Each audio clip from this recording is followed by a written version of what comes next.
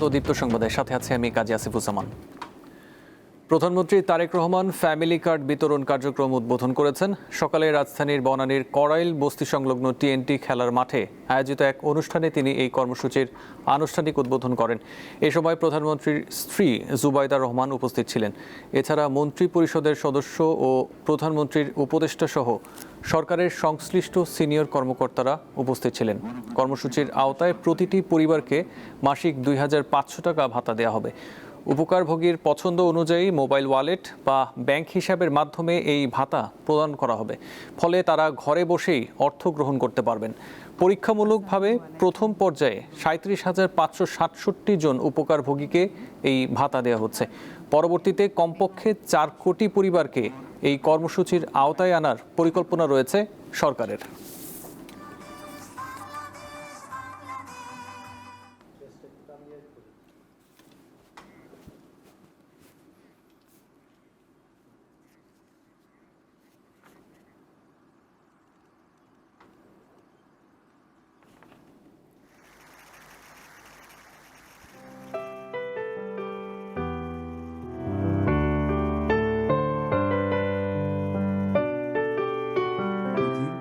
গণপ্রজাতন্ত্রী বাংলাদেশ সরকারের মাননীয় প্রধানমন্ত্রী বাংলাদেশের নারী সমাজের কাছে প্রতিশ্রুতি দিয়েছিলাম যে বিএনপি সরকার গঠন করতে সক্ষম হলে আমরা এই ফ্যামিলি কার্ডের কাজ শুরু করব।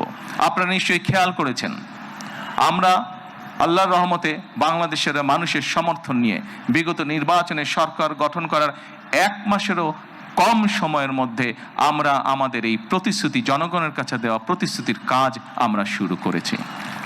এবং শুধু এই প্রতিশ্রুতি নয়, আমরা আরও কিছু প্রতিশ্রুতি করেছিলাম। তার মধ্যে যেগুলো আমাদের প্রায়োরিটি প্রজেক্ট ছিল, তার মধ্যে আরেকটি আছে কৃষক কার্ড। রেশনিং পদ্ধতিতে জ্বালানি তেল বিক্রি করায় ভোগান্তির অভিযোগ করেছেন যানবাহনের চালকরা। এছাড়া সরবরাহ সংকটে সকালে স্বাভাবিক কার্যক্রম শুরু করতে পারেনি ঢাকার কয়েকটি ফিলিং স্টেশন। এতে তেল নিতে এসে ফিরে যেতে দেখা গেছে মোটরসাইকেল ও গাড়ি চালকদের। তবে কার্যক্রম চালু রাখা পাম্পগুলো সরকারি নির্দেশনা মেনে তেল দিচ্ছে। বিভিন্ন ফিলিং স্টেশনে দেখা যায় যানবাহনের দীর্ঘ সারি। 1.5 থেকে 2 ঘন্টা অপেক্ষার পর মিলছে কাঙ্ক্ষিত জ্বালানি। চালকরা বলছেন এই ভোগান্তি নিরসনে সরকারকে দ্রুত কার্যকর উদ্যোগ নিতে হবে। এদিকে চলমান জ্বালানি সংকট কমাতে ভারতের আসাম থেকে বাংলাদেশে আসছে 5,000 মেট্রিক টন ডিজেল। বিপিসি জানায় এরই মধ্যে ডিজেলের পাম্পিং কার্যক্রম শুরু হয়েছে। মঙ্গলবারের মধ্যেই পাইপলাইনে বাংলাদেশে পৌঁছাবে এই ডিজেল।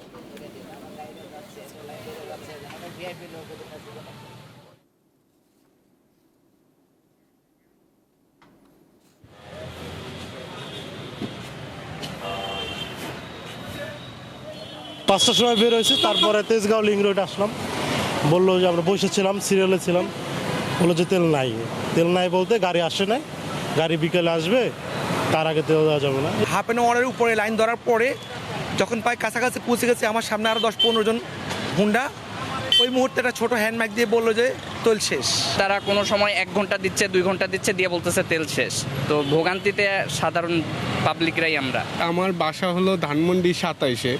আমি উত্তরে যদি আসা যাওয়া করি 10 লিটারে কাভার হয় না। যারা আমরা বাইক রাইড করি তাদেরকে যদি ফুল ট্যাঙ্কি দেওয়া হয়, আমার মনে হয় এরকম যে লাইনগুলি হচ্ছে ফিলিং স্টেশনে, সেই লাইনগুলি হবে না। জ্বালানি তেলের খবর জানাতে আমাদের সাথে যুক্ত আছেন দিলশাদ অ্যানি। পাম্পগুলোয় দীর্ঘ লাইনের কারণে প্রতিনিয়ত নানা গোলযোগ তৈরি হচ্ছে। এ নিয়ে চালকরা কি বলছেন? গোলযোগ তৈরি হচ্ছে, এটাও যেরকম ঠিক যে অনেক জায়গায় চালক যারা আছেন যারা তেল নিতে আসছেন সে পাচ্ছেন না, ঘন্টার পর ঘন্টা লাইনে থাকছে। কিন্তু একটা পর্যায়ে তাদেরকে বলা হচ্ছে যে এখন আর এই ফিলিং স্টেশনের তেল শেষ হয়ে গেছে, আর দেওয়া হবে না। এরপর অনেকেই ক্ষোভ প্রকাশ করেন। আর এই মুহূর্তে আমি যেখানে আছি এখানে কিন্তু আজকে সকাল থেকে এখন পর্যন্ত কোনো তেল দেওয়া হয়নি। আর আমি দেখেছি যে হাতির ঝিল থেকে এই যে বীরত্তম শওকত রোড যেটি আছে গুলশান লিংক রোডের, এই পাম্পটি এখন তেলটা বন্ধ রয়েছে। আর যারা আছেন আপনাদেরকে দেখাবো যে সেই লম্বা লাইন আমরা দেখে এসেছি যে হাতির ঝিল এই পাম্প পর্যন্ত দীর্ঘ এই রোড লাইন লেগে আছে। আর যারা লাইনে রয়েছেন তাদের কয়েকজনের সাথে আমরা আসলে কথা বলবো, কতক্ষণ ধরে তারা লাইনে আছেন তাদের এই বিষয়ে একটু জানতে চাইবো। এখানে কতক্ষণ ধরে আছেন লাইনে আসছে? আমরা বিহারি খাচ্ছি, বিহারি খাই আমরা আসছি, বিহারি খাই আসার পর আমাদের কাম বন্ধ, আমরা আইসা সিরিয়াল তৈরি আমরা জিজ্ঞাসা করতেছি, এরা বলতেছে যে গাড়ি আইলে তেল আইসলে আমরা দিতে পারো, কখন দিতে পারবেন কখন আসবো, আমরা এটা শিউন না, সন্ধ্যা ইত্যাদির পর ছাড়া আমরা শিউন না আসছি এর আগে, কারণ ইত্যাদি পর হয়ে যাবে এরপর কথা বাজে এর কোনো শিউন নাই। এখন কি আপনারা কি ইফতার পর্যন্ত বা বিকালের পর পর্যন্ত কি অপেক্ষা করবেন? আমরা তেল নেওয়া পর্যন্ত আমরা আসি, তেল নেওয়া পর্যন্ত যখন নিলে তখন আমরা দিয়ে যাবো, আর তো আমরা গাড়ি চালাইতে পারবো না। জি, জ্বালানি তেলের খবর জানাচ্ছিলেন দিলশাদানি। সংযম ও ত্যাগের মাস রমজানে এবারও সাধারণ মানুষের প্রধান দুশ্চিন্তা নিত্যপণ্যের বাজার। সরকারি হিসেবে চিনি, ছোলা ও ভোজ্য তেলের সরবরাহ পর্যাপ্ত এবং দাম কিছুটা কম, কিন্তু খুচরা বাজারের বাস্তবতা বলছে ভিন্ন কথা। পাইকারির সাথে খুচরা বাজারের দরের বিস্তর ব্যবধান। বেগুন, শসা ও লেবুর আকাশচুম্বী দাম সাধারণ ভোক্তাদের কপালে চিন্তার ভাঁজ ফেলেছে। প্রতি বছরের মতো এবারও রমজান ঘিরে অস্থিতিশীলতার শঙ্কা থাকলেও চিত্র কিছুটা ভিন্ন। পর্যাপ্ত সরবরাহ আর সরকারের কড়া নজরদারিতে বাজারে চলছে এক ধরনের সতর্ক স্থিতিশীলতা। পাইকারি বাজারে পণ্যের কমতি নেই, আড়তদাররা বলছেন সরবরাহ স্বাভাবিক, কিন্তু সেই স্বস্তি খুচরা বাজারে মিলছে না। পাইকারি ও খুচরায় প্রতি কেজি পণ্যে ব্যবধান দাঁড়াচ্ছে 10 থেকে 30 টাকা পর্যন্ত। পেঁয়াজের রেট আজকের বাজার 28 থেকে 30 টাকা পাইকারি রেট সর্বোচ্চ। আলুর বাজার হলো বর্তমানে লাল সাদা আছে 11 টাকা, রসুনের কেজি হলো 210 টাকা, পেঁয়াজের কেজি 40 টাকা, আদার কেজি হলো আছে আপনার 120 থেকে 30 টাকা। গায়ে দামে তেল বিক্রি হতেছে 5 লিটার 955, 2 লিটার 390, 1 লিটার 195। সরবরাহ অ্যাভেলেবেল না। গত রমজানের তুলনায় এবছর বেশ কিছু পণ্যের দাম নিম্নমুখী। বিশেষ করে চিনি, ছোলা এবং ভোজ্য তেলের দাম গত বছরের তুলনায় কিছুটা নিয়ন্ত্রণে। ব্যতিক্রম শুধু মাংস আর দেশি ফলের বাজার। তবে ইফতারির কিছু অপরিহার্য পণ্যের দাম বরাবরের মতোই বেয়ারা। 80 থেকে 100 টাকার নিচে মিলছে না ভালো মানের বেগুন, আর এক হালি লেবুর দাম ক্ষেত্র বিশেষে 100 টাকা ছাড়িয়ে যাচ্ছে। খেজুরের বাজারেও কিছুটা অস্থিরতা লক্ষ্য করা গেছে। শুল্ক কমানোর সুফল খুচরা বাজারে খুব একটা পৌঁছায়নি। লেবু, শসা এগুলোর দাম খুব ঊর্ধ্বমুখী। বেগুনেরও দাম কমছে, 160 জন্য আছে 100-120। তারপর শসা ছিল 100-120, এখন চলে এসে 60-70-80। বিশ্লেষকেরা বলছেন যে কোনো পণ্য হাত বদলে দফায় দফায় দাম বৃদ্ধি রুখতে প্রয়োজন একটি স্বচ্ছ ও শক্তিশালী সরবরাহ চেইন। এক রাতেই কিন্তু হাত বদলে এই অতিরিক্ত যে 70% টাকা কিন্তু চলে যাচ্ছে মধ্যস্বত্বদের কাছে। এখন এই মধ্যস্বত্বগুলো ভাঙতে গেলে যেটা দরকার, কৃষকরা যদি সমবায়ের মাধ্যমে এবং ভোক্তারা যদি সংগঠিত থাকতো এবং সাপ্লাই চেনে এই হাত বদলের এই বিষয়গুলো যদি আমরা মিনিমাইজ করতে পারতাম এবং এটা যদি আমরা টোটালি ট্রান্সপারেন্ট এবং ডিজিটালাইজ করতে পারতাম। নিত্যপণ্যের দাম বৃদ্ধি ঠেকাতে জনগণের সচেতনতাও জরুরি বলে মনে করেন বিশ্লেষকেরা। পণ্য সরবরাহ পর্যাপ্ত থাকলেও হাত বদলে দফায় দফায় বাড়ছে দাম। মূলত মধ্যস্বত্বভোগীদের অতি মুনাফা আর খুচরা বাজারের বিশৃঙ্খলা এখন সাধারণ ক্রেতার প্রধান ভোগান্তি। তাই শুধু সাময়িক অভিযান নয়, বাজার স্থিতিশীল রাখতে প্রয়োজন একটি স্বচ্ছ এবং শক্তিশালী সরবরাহ চেইন। আর রমজানের এই কৃত্রিম দর বৃদ্ধি রুখে দেওয়া এখন সরকারের জন্য সবচেয়ে বড় চ্যালেঞ্জ। হেদায়েতুল্লাহ সীমান্ত, দীপ্ত সংবাদ, ঢাকা। ইরানের বিরুদ্ধে চলমান যুক্তরাষ্ট্র ও ইসরায়েলি হামলা খুব শিগগিরই শেষ হতে যাচ্ছে বলে ইঙ্গিত দিয়েছেন মার্কিন প্রেসিডেন্ট ডোনাল্ড ট্রাম্প। স্থানীয় সময় সোমবার ফ্লোরিডার ডোরালে সাংবাদিকদের সঙ্গে আলাপকালে তিনি দাবি করেন এই যুদ্ধ পরিকল্পনার চেয়েও দ্রুত গতিতে লক্ষ্যের দিকে এগিয়ে যাচ্ছে। তার এই বক্তব্যের আগে রাশিয়ার প্রেসিডেন্ট ভ্লাদিমির পুতিনের সঙ্গে টেলিফোনে কথা বলেন ট্রাম্প। এ সময় মধ্যপ্রাচ্যের এই সংঘাত নিরসনে সহায়তা করতে ইচ্ছা প্রকাশ করেন রুশ প্রেসিডেন্ট। এদিকে যুক্তরাষ্ট্র ও ইসরায়েলের হামলা অব্যাহত থাকলে মধ্যপ্রাচ্য অঞ্চল থেকে তেল রপ্তানি বন্ধ করে দেওয়ার হুমকি দিয়েছে ইরানের Islamic revolutionary guards core IRGC। যুক্তরাষ্ট্র ও ইসরায়েল নয়, এবার যুদ্ধের সমাপ্তি নির্ধারণ করবে ইরান। জবাবে ট্রাম্প বলেছেন, ইরান যদি গুরুত্বপূর্ণ হরমুজ প্রণালী দিয়ে তেল সরবরাহ বন্ধ করে দেয় তবে দেশটিকে আগের চেয়ে অনেক গুণ শক্তিশালী হামলার মুখে পড়তে হবে।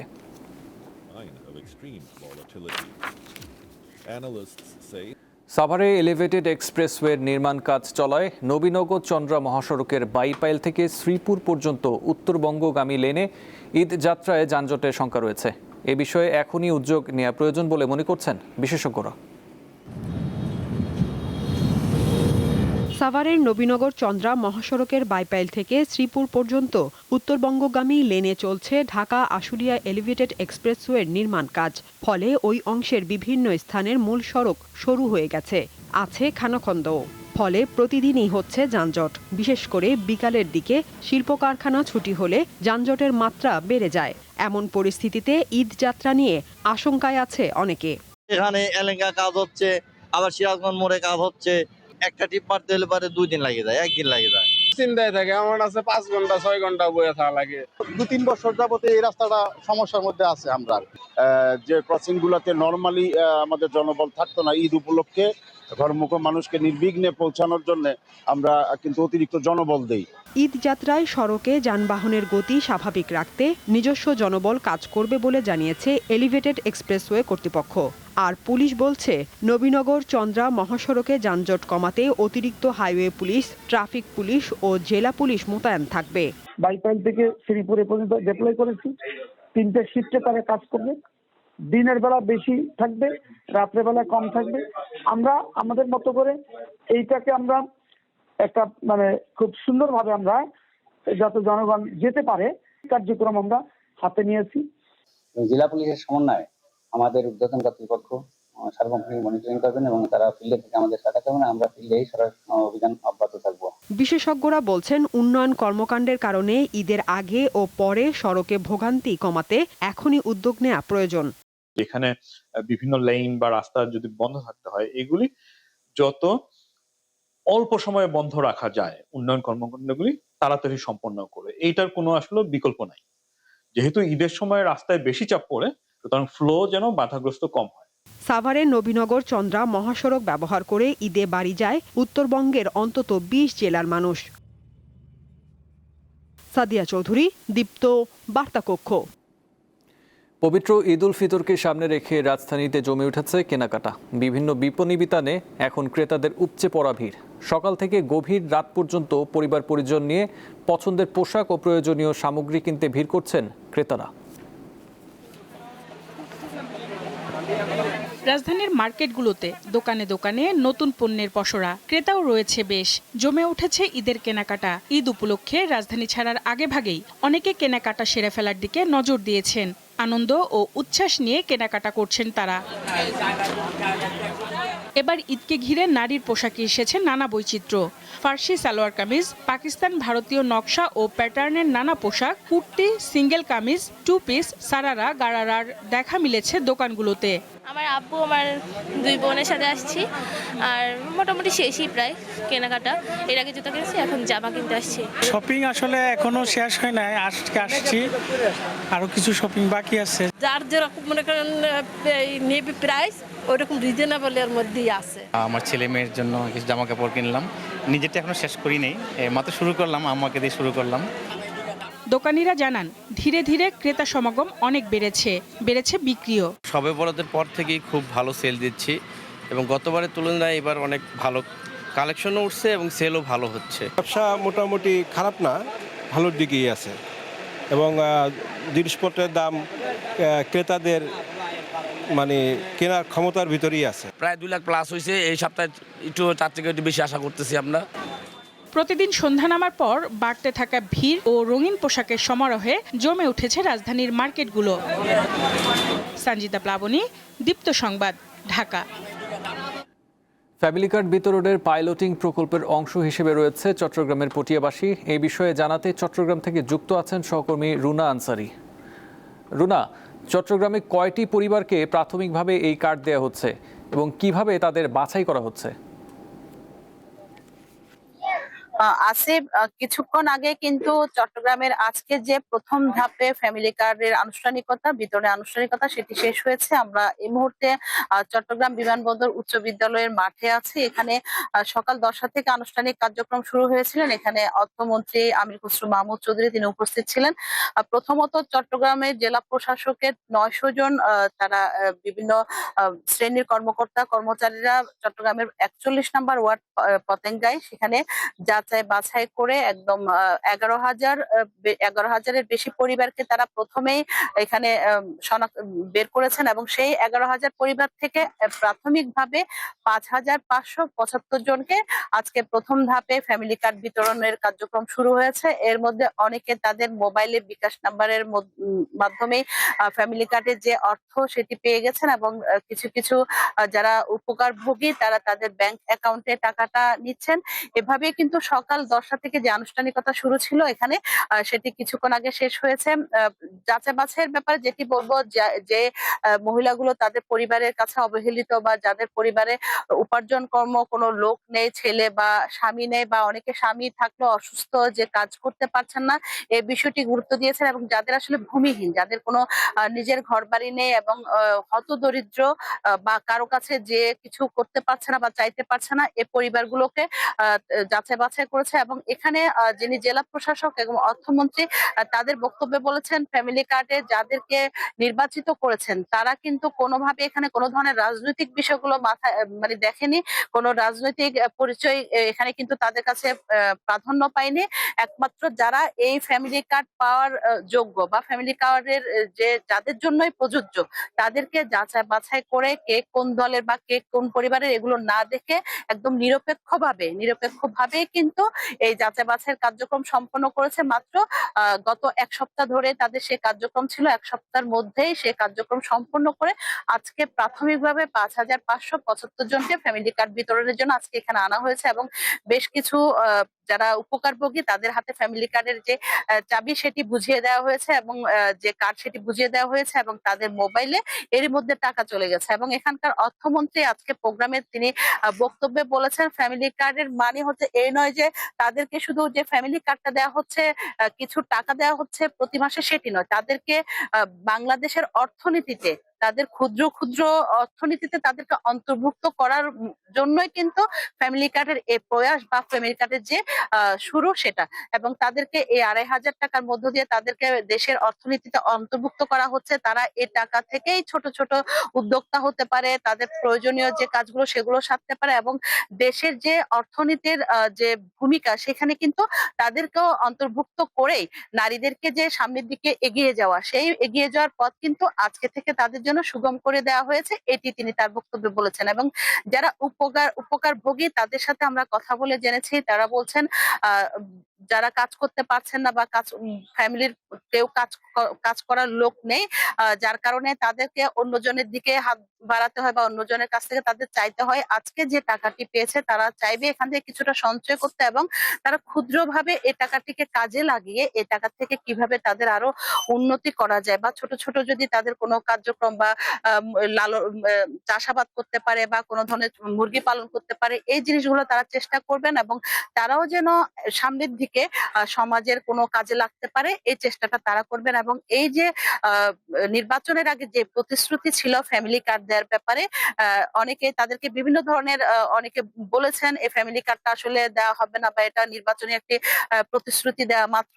আজকে তারা সরেজমিনে ফ্যামিলি কার্ডের যে অর্থ সেটি পেয়ে অনেক আনন্দ প্রকাশ করেছেন এবং বলেছেন এত অল্প সময়ের মধ্যে ফ্যামিলি কার্ড পেয়ে তারা আসলে আনন্দিত এবং এই ফ্যামিলি কার্ডের বিষয়টি যেন কোনো ধরনের ধর্ম, বর্ণ বা কোনো ধরনের রাজনৈতিক পরিচয়ের ঊর্ধ্বে থেকে সবাইকে যেন যারা উপযুক্ত, যারা ফ্যামিলি কার্ড পাওয়ার আসলে উপকারভোগী, যারা আসলে পেতে পারে, যাদেরকে দিতে হয়, তাদেরকে যেন এটার মধ্যে আনা হয় এবং তারাই যেন পায়, এই জিনিসটি যেন নজরদারিতে রাখা হয়, এটাই বলছেন। তো উৎসব মুখর ভাবেই আজকে ফ্যামিলি কার্ড বিতরণের যে আনুষ্ঠানিকতা সেটি সম্পন্ন হয়েছে এবং 11,000কে প্রথমে বাছাই করেছিল, সেই 11,000-এর পরবর্তী ধাপে তাদেরকে আবার পুনরায় নির্বাচিত করে তাদের মাধ্যমেও কিন্তু ফ্যামিলি কার্ড বিতরণ করা হবে এমনটাই জানিয়েছেন। তো চট্টগ্রামের ফ্যামিলি কার্ড বিতরণে আজকে যে তথ্য আমার কাছে সর্বশেষ তথ্য আপনাকে জানিয়ে দিলাম। আসি জি, চট্টগ্রাম থেকে ছিলেন রুনা আনসারি। আপনাকে ধন্যবাদ। গুম ও খুনের শিকার পরিবার এবং 2024 সালে ছাত্র জনতার গণঅভ্যুত্থানে হতাহতদের পরিবারের সম্মানে বিশেষ দোয়া ও ইফতার মাহফিলের আয়োজন করেছে বৃহত্তর বগুড়া সমিতি ও শেরেবাংলা কৃষি বিশ্ববিদ্যালয়। সোমবার শেরেবাংলা কৃষি বিশ্ববিদ্যালয়ের মাঠে এই আয়োজন করা হয়। বিগত বছরগুলোতে গুম ও খুনের শিকার এবং 2024 সালের গণঅভ্যুত্থানে নিহত ও আহতদের পরিবারগুলোকে মানসিক ও সামাজিক সমর্থন প্রদানের উদ্দেশ্যে এই আয়োজন করা হয়। ইফতার মাহফিলে বৃহত্তর বগুড়া সমিতির সদস্য ও শেরেবাংলা কৃষি বিশ্ববিদ্যালয়ের শিক্ষার্থীরা উপস্থিত ছিলেন। এ সময় গুম ও খুনের শিকার পরিবারের পাশাপাশি জুলাই অভ্যুত্থানের সময় নিহত ও আহতদের আত্মত্যাগ স্মরণে দোয়া করা হয়।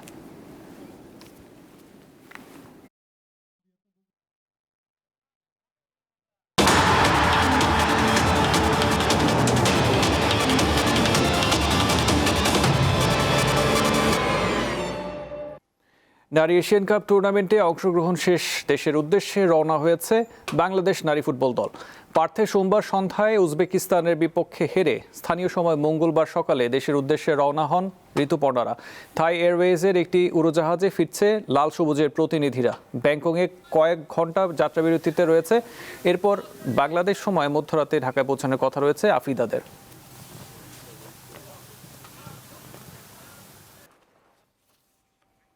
শ্রীলঙ্কা ক্রিকেট দলের নতুন প্রধান কোচ হিসেবে নিয়োগ পেয়েছেন সাউথ আফ্রিকার কিংবদন্তি ক্রিকেটার ও ভারতকে 2011 বিশ্বকাপ জেতানো কোচ গ্যারি কার্স্টেন।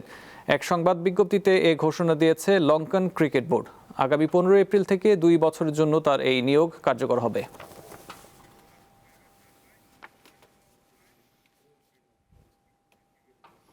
এই ছিল এখনকার মতো। পরবর্তী সংবাদ দেখার আমন্ত্রণ রইল। এছাড়াও তথ্য বিনোদনের জন্য চোখ রাখুন দীপ্ত টিভির ডিজিটাল প্ল্যাটফর্মগুলোতে। ধন্যবাদ।